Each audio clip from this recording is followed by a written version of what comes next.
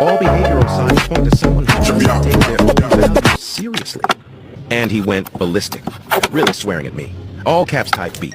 He never turned the asks off, by the way, which always made me wonder if he didn't know how to, or if he didn't want to cause. He was convinced he was fighting a war, and this action would ensure he lost it. Anyway, this went on for weeks, until one day I completely forgot about him, like he was some kind of childhood imaginary friend I'd conjured up in my loneliness.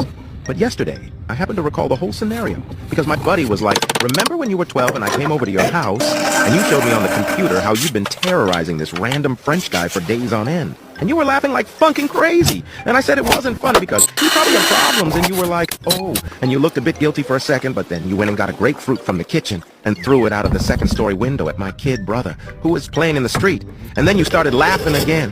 Well, did you put it like that? Needless to say, I felt bad. So Jacques, if you're out there, I'm sorry I was such a little sheep. You had totally normal hair.